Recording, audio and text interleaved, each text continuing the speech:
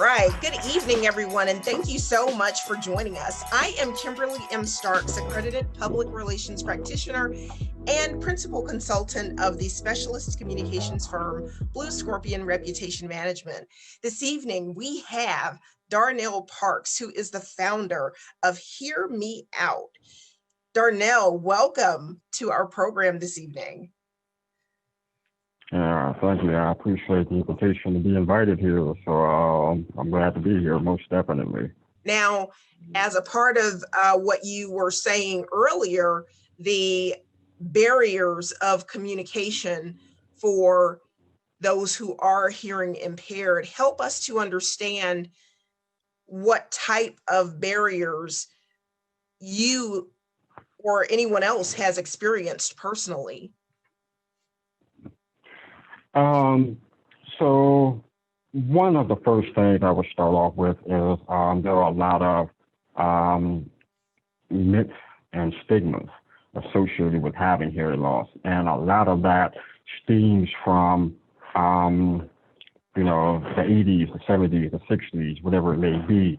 And so a lot of that stuff kind of still carries on to this day, where there are a lot of perceptions based on what people thought about hearing loss from that time. So those stigmas still exist and those myths still exist. And so that often is what creates a lot of the barriers as well. And some of the barriers that I've encountered is people, in a sense, not really believing or understanding, rather, how hearing loss actually affects someone. So I've actually had supervisors say things to me like, hey, it's your responsibility to make sure you hear me. And, that's kind of like, wow, that's like telling a blind person, hey, it's your responsibility to make sure you see me, So there's obviously a lack of sensitivity there.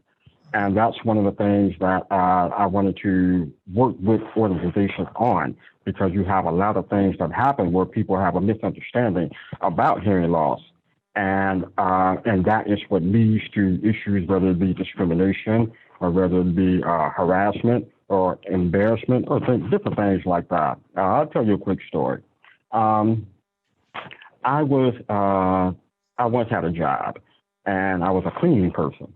And in this job, I would often kind of be in different areas in the building, obviously, usually by myself. So one day, we had a fire alarm. Fire alarm was going on, and I didn't hear it. I didn't know what was going on. So everybody left the building.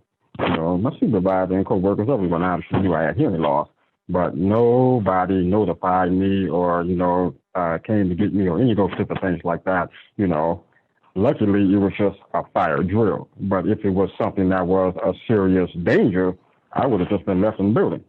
So those are some of the things that I try to tackle as it relates to barriers, how to prevent situations like that from occurring. That is very alarming that even happened.